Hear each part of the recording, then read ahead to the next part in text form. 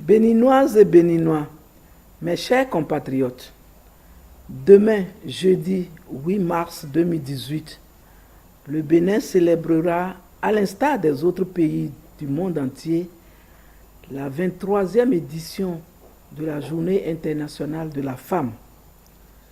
Cette journée a été instituée par l'Organisation des Nations Unies pour, d'une part, faire le bilan des avancées et des défis relatifs à la situation des femmes et, d'autre part, sensibiliser l'opinion publique à la mise en œuvre d'actions concrètes en vue d'améliorer les conditions de la femme pour un monde plus équitable et plus prospère. Béninoises et Béninois, mes chers compatriotes, depuis 1975, à travers plusieurs assises internationales, dont celle de Beijing, la plus grande préoccupation des gouvernants, des acteurs de la société civile et des partenaires techniques et financiers est d'identifier les actions à mettre en œuvre pour garantir l'équité et l'équilibre genre.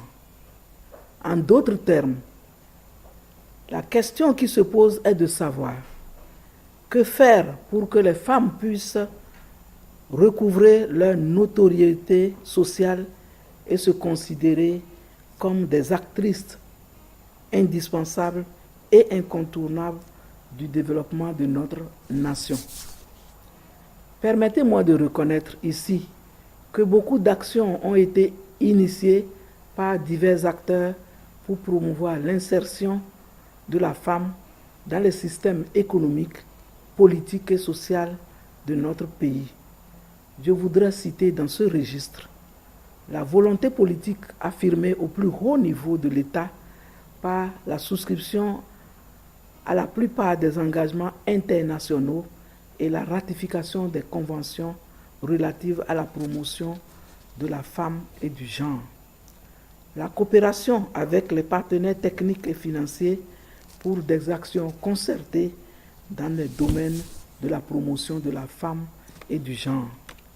La synergie d'action entre les acteurs du secteur public et ceux de la société civile pour que la femme joue pleinement sa partition dans les actions de développement, etc. Béninoises et Béninois, mes chers compatriotes, cette année, la communauté internationale nous invite à nous pencher sur le thème « L'heure est venue, les activistes ruraux et urbains transforment la vie des femmes ». Ce thème est évocateur et s'inscrit dans le fil d'un mouvement mondial sans précédent en faveur des droits des femmes, de l'égalité et de la justice. En effet, ces derniers mois, le harcèlement sexuel, la violence et la discrimination à l'encontre des femmes ont fait la une des médias et ont fortement suscité un débat public et d'envergure mondiale stimulé par une détermination affirmée à instaurer un changement. En choisissant ce thème, les Nations Unies nous invitent donc à initier des actions visant à favoriser l'autonomisation des femmes dans tous les contextes ruraux et urbains et à célébrer les activistes qui travaillent sans relâche à revendiquer les droits des femmes, à réaliser leur plein potentiel. Les Nations Unies voudraient également appeler l'attention des États sur les droits et l'activisme des femmes rurales qui représentent plus d'un quart de la population mondiale et une majorité des femmes travaillant dans le secteur agricole dont la proportion dans la main-d'œuvre agricole mondiale est de 43%. Chers compatriotes, nous sommes donc invités à reconnaître qu'aujourd'hui, les femmes rurales et leurs organisations représentent un potentiel énorme pour le développement de notre pays. Le travail est fondamental, non seulement pour le développement des foyers ruraux et des économies locales, mais également pour l'économie nationale. Elles représentent généralement l'essentiel de la main-d'œuvre des exploitations agricoles et ont la charge des opérations post-récolte, de manutention, de transformation et de commercialisation à petite échelle.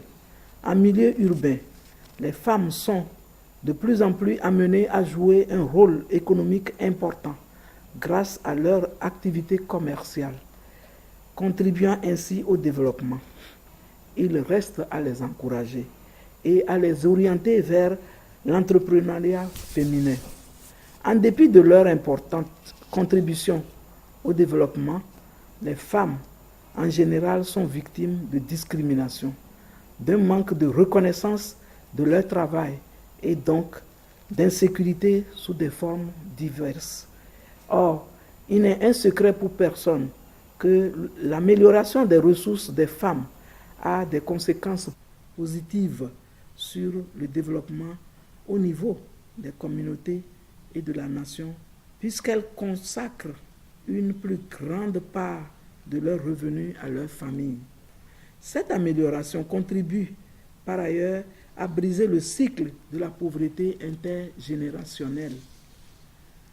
Chers compatriotes, mesdames et messieurs, conscients des différents maux qui freinent la protection sociale en général et l'autonomisation de la femme en particulier, le gouvernement du président Patrice Talon a d'ores et déjà inscrit dans son programme d'action plusieurs actions et projets relatifs à l'amélioration des conditions des femmes. S'inscrivant dans la même logique, le ministère des Affaires sociales et de la microfinance met au cœur de son action la promotion du progrès pour tous et la contribution à l'autonomisation de la femme rurale et urbaine.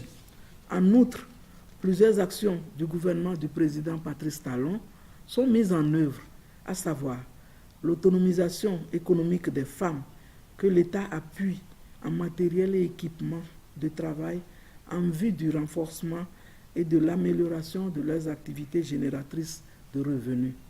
La mise en place de microcrédits qui sera renforcée par la finance digitale pour réduire et maîtriser les impayés et surtout limiter et décourager les bénéficiaires de plusieurs crédits au détriment de milliers d'autres femmes en attente d'être servies au moins une fois. Le projet d'assurance pour le renforcement du capital humain qui, dans sa phase opérationnelle, garantira aux femmes des soins de santé pour leur plein épanouissement. La fourniture en eau potable dans toutes les contrées du pays pour soulager les difficultés quotidiennes que rencontrent les femmes dans ce domaine. Je voudrais inviter toute la population béninoise, les organisations de la société civile, les partenaires techniques et financiers et tous les activistes ou acteurs à méditer sur le thème national, plus de synergie d'action pour le bien-être de la femme béninoise. Mobilisons-nous, mettons nos actions ensemble, convergeons ensemble nos actions pour le bien-être de nos filles, de nos sœurs, de la femme béninoise. Soyons nombreux aux manifestations officielles de la Journée internationale de la femme qui auront lieu cette année dans la commune de Djougou. Vive la Journée internationale de la femme, vive la femme béninoise, vive le Bénin. Je vous remercie.